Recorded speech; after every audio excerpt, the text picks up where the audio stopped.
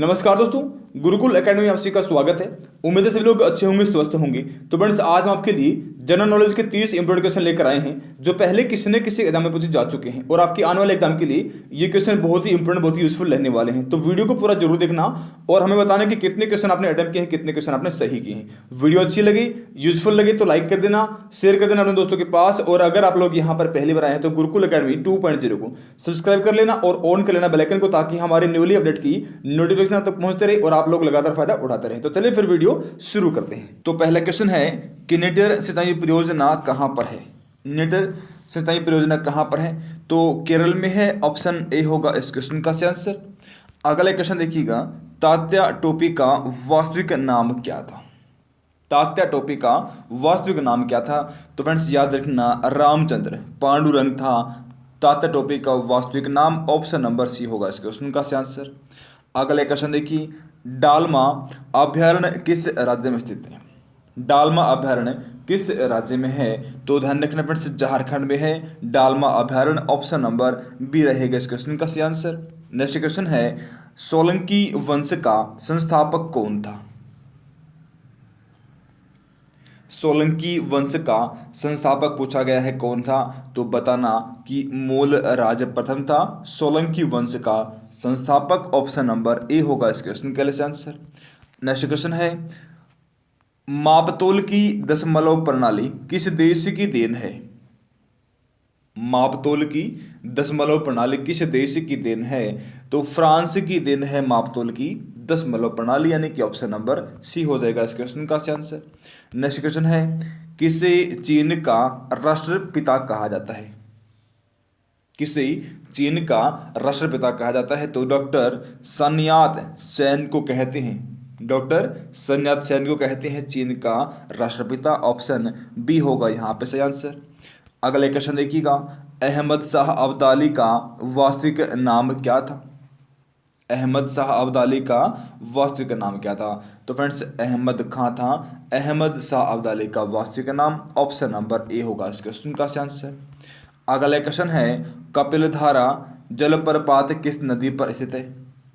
कपिलधारा जलप्रपात किस नदी पर स्थित है? नर्मदा नदी पर है कपिलधारा जलप्रपात। बी ऑप्शन हो जाएगा यहाँ पे सही आंसर।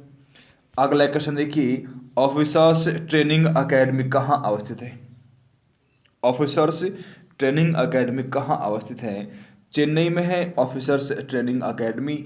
ऑप्शन नंबर ए होगा यहाँ पे सही आंसर। अगला क्वेश्चन है, चिल्का झील किस लिए प्रसिद्ध है?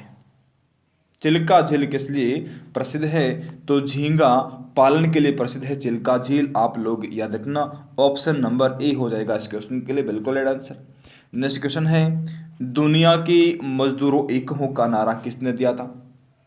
दुनिया के मजदूरों एक हो का नारा किसने दिया था? तो कार्ल मार्क्स ने दिया था दुनिया के मजदूरों एक हो का नारा। सी ऑप्शन हो जाएगा इस क्वेश्चन का सही आंसर।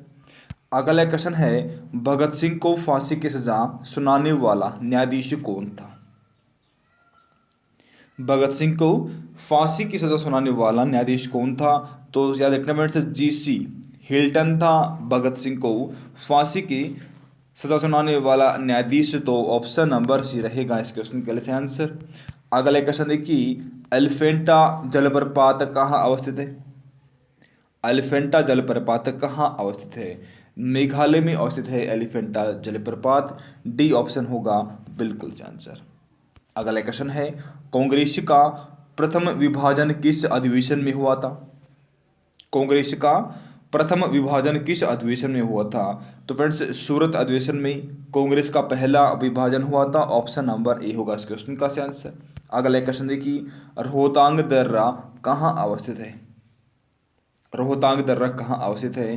तो फ्रेंड्स, हिमाचल प्रदेश में है रोहतांग दर्रा। सी ऑप्शन हो जाएगा इस क्वेश्चन का सही आंसर। नेक्स्ट क्वेश्चन है, बाइबल का जर्मन भाषा में अनुवाद किसने किया था? बाइबल का जर्मन भाषा में अनुवाद किसने किया था? तो फ्रेंड्स, मार्टिन लूथर ने बाइबल का जर्मन भाषा में अनुवाद किया था। तो ऑप्शन नंबर ए होगा इस क्वेश्चन का सही आंसर। अगला क्वेश्चन है, भारत में किस वर्ष वन्य जीव संरक्षण अधिनियम लागू हुआ था? भारत में किस वर्ष वन्य जीव संरक्षण अधिनियम लागू हुआ था? तो ये हुआ था 1972 में। कब? 1972 में हुआ था। ऑप्शन ए होगा यहाँ पे सही आंसर। अगला क्वेश्चन देखिएगा, बद्रीनाथ किस नदी की तट पर बसा है? बद्रीनाथ किस नदी की तट पर बसा है? तो फ्रेंड्स, अलकनंदा नदी के तट पर बसा है बद्रीनाथ। आप लोग हमेशा याद रखना, ऑप्शन नंबर सी होगा इस क्वेश्चन का आंसर। अगला क्वेश्चन देखिए, जलियांवाला बाग हत्याकांड की, जलियांवाला बाग हत्याकांड में किस नाम के भारतीय ने डायर का सहयोग किया था? जलियांवाला बाग हत्याकांड में किस नाम के भारतीय ने डायर का सहयोग किया था? तो हंसराज नाम के भारतीय ने डायर का सहयोग किया था जलियांवाला बाग हत्याकांड में। ऑप्शन नंबर बी होगा इस क्वेश्चन का आंसर। अगला क्वेश्चन है, इंडिया फॉर इंडियंस पुस्तक के लेखक कौन है?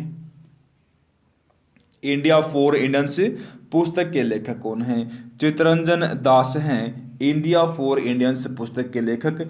तो ऑप्शन नंबर बी होगा इस क्वेश्चन का आंसर। और फ्रेंड्स, अगर अभी तक आपने वीडियो को लाइक और शेयर नहीं किया है तो आपसे मेरा निवेदन है, फटाफट से आप लोग वीडियो को लाइक और शेयर कर देंगे। और अगर आप लोग यहाँ पर पहली बार आए तो गुरुकुल एकेडमी 2.0 को सब्सक्राइब कर लेंगे और ऑन कर लें बेल आइकन को, ताकि हमारी न्यूली अपडेट की नोटिफिकेशन आप तक पहुँचते रहे और आप लोग लगातार फायदा रहे। चलिए फिर शुरू अगला क्वेश्चन देखिए दिया गया है फ्रेंड्स, ऑस्ट्रिया का चांसलर कौन था? ऑस्ट्रिया का चांसलर कौन था पूछा गया है, तो बताना फ्रेंड्स, मेटरनिख था। ऑस्ट्रिया का चांसलर कौन था? मेटरनिख था ऑस्ट्रिया का चांसलर। बी ऑप्शन होगा इस क्वेश्चन का आंसर। अगला क्वेश्चन है, गुर्जर प्रतिहार वंश का संस्थापक कौन था?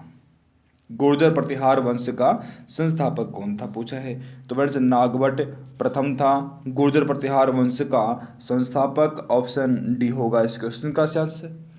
अगला क्वेश्चन है, विवेकानंद को स्वामी विवेकानंद की उपाधि किसने दी थी?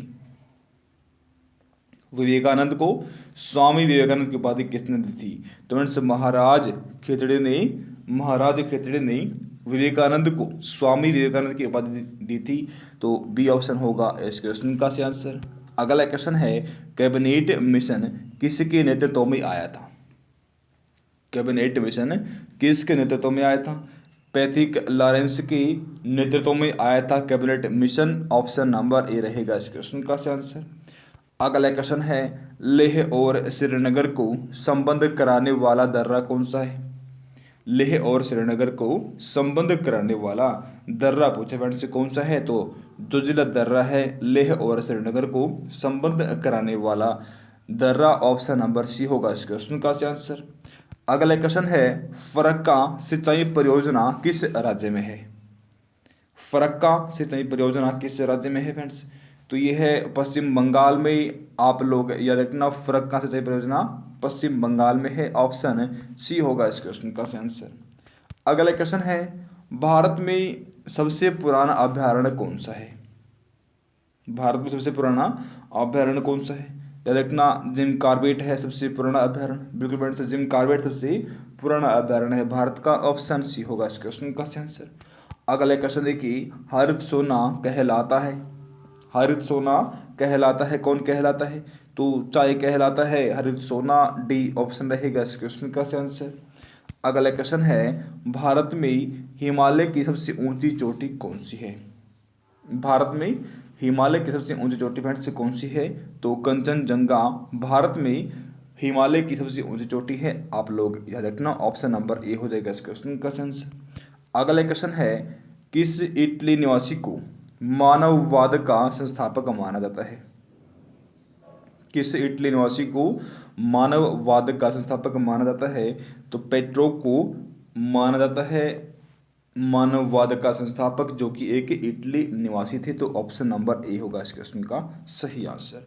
तो फ्रेंड्स, ये थी हमारी आज की वीडियो के क्वेश्चन, जो कि अभी कंप्लीट हो चुके हैं। अब आप लोग कमेंट करके हमें बताएंगे कितने क्वेश्चन आपने सही किए, कितने क्वेश्चन आपने अटेम्प्ट किए, कितने क्वेश्चन आपने सही किए हैं। और अगर किसी साथी को किसी भी क्वेश्चन में कोई भी डाउट है तो आज की वीडियो के कमेंट बॉक्स में अपना डाउट मेंशन करके अपना डाउट क्लियर कर सकते हैं। तो फ्रेंड्स, आज की हमारे इस वीडियो के लिए इतना ही। मिलते हैं अगली वीडियो में, तब तक के लिए गुड बाय, जय हिंद, जय भारत, वंदे मातरम।